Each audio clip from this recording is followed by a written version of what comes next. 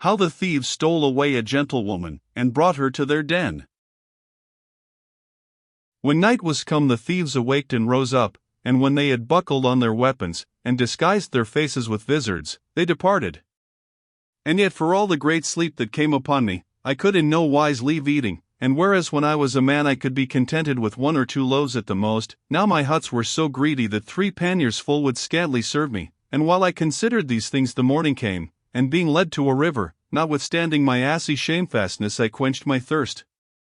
And suddenly after, the thieves returned home careful and heavy, bringing no burthens with them, no not so much as traff or baggage, save only a maiden, that seemed by her habit to be some gentlewoman born, and the daughter of some worthy matron of that country, who was so fair and beautiful, that though I were an assy, yet I had a great affection for her.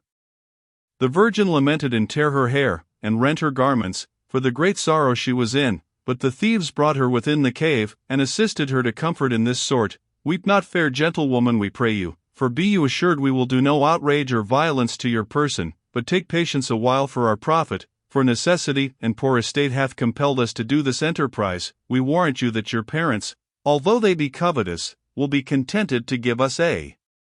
great quantity of money to redeem and ransom you from our hands.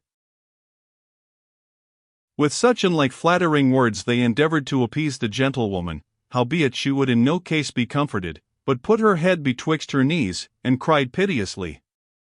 Then they called the old woman, and commanded her to sit by the maiden, and pacify her dolour as much as she might. And they departed away to rob, as they were accustomed to do, but the virgin would not assuage her griefs, nor mitigate her sorrow by any entreaty of the old woman, but howled and sobbed in such sort, that she made me poor assy likewise to weep, and thus she said: Alas, can I poor wench live any longer, that am come of so good a house, forsaken of my parents, friends, and family, made a rapine and prey, closed servilely in this stony prison, deprived of all pleasure, wherein I have been brought up, thrown in danger, ready to be rent in pieces among so many sturdy thieves and dreadful robbers. Can I say, cease from weeping, and live any longer?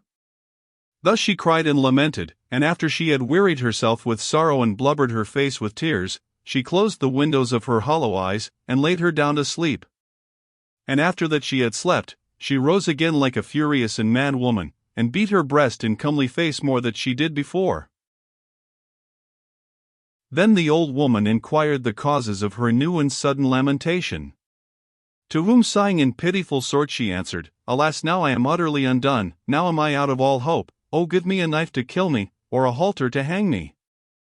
Whereat the old woman was more angry, and severely commanded her to tell her the cause of her sorrow, and why after her sleep she should renew her dolour in miserable weeping. What, think you, quoth she, to deprive our young men of the price of your ransom?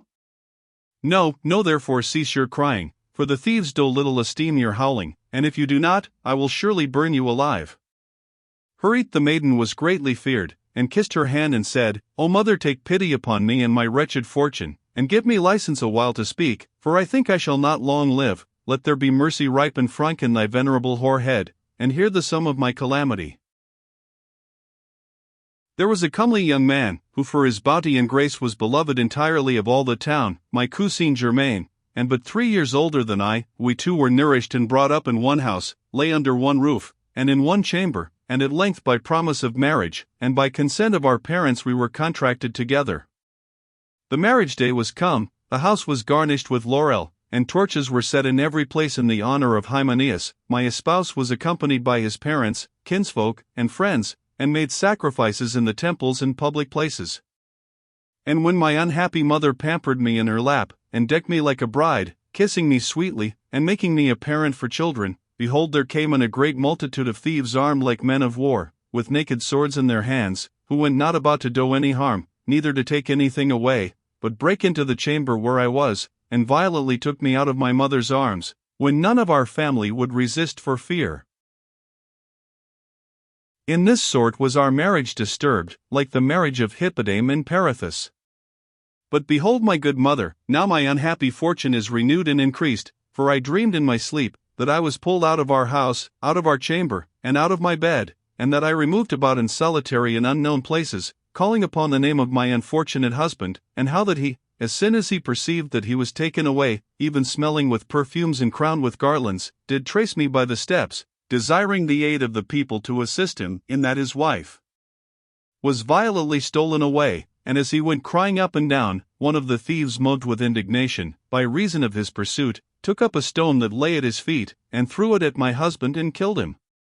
By the terror of which sight, and the fear of so dreadful a dream, I awaked.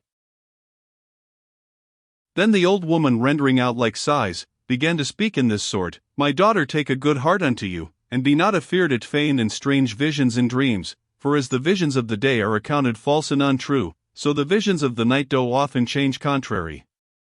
And to dream of weeping, beating, and killing, is a token of good luck and prosperous change. Whereas contrary to dream of laughing, carnal dalliance, and good cheer, is a sign of sadness, sickness, loss of substance, and displeasure. But I will tell thee a pleasant tale, to put away all thy sorrow, and to revive thy spirits. And so she began in this manner.